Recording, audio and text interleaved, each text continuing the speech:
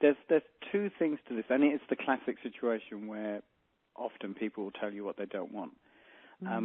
So I would coach some very successful entrepreneurs, and these guys, some of them are wealthier than small countries.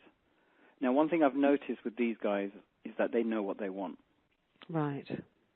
There's nothing wishy-washy about them. Now, in terms of business, they know what they want.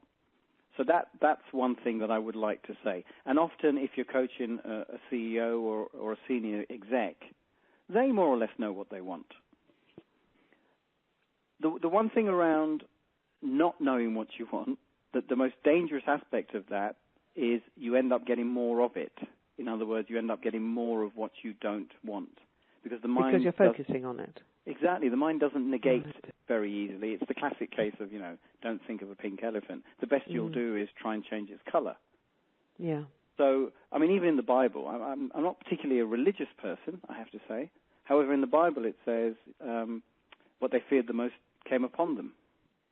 Right. So if there's anything to say about the dangers of focusing on what you don't want, is that you'll end up getting more of it. That's I think most people are aware of that in this day and age.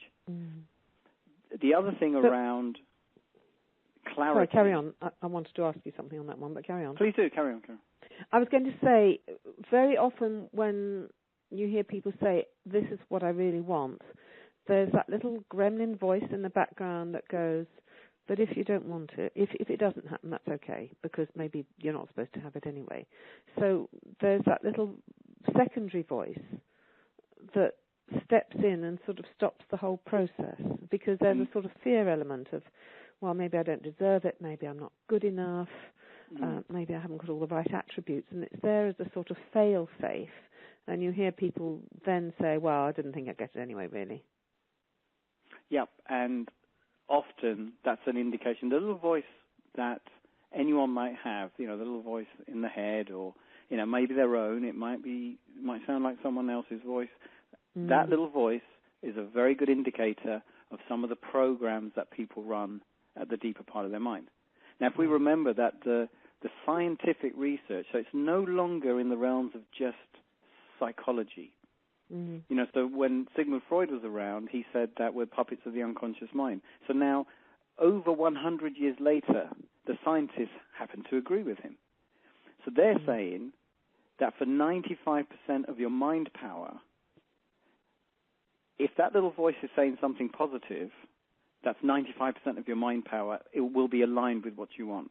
If it says something negative, then that's 95% that isn't going to be on your side. So consciously, you can think anything you like about, wow, I'd like to achieve this goal. But the 95% powerhouse is actually saying, actually, it'll be okay if you don't. And often, in the psychological process, you can relate that back often, not always, often to something that's happened in the past. And it will have something often as well to do with a protection mechanism or something based on security or, protection. So they've then built that in over the years. It's become stronger and stronger. Sometimes it just lies dormant, but it was still quite powerful.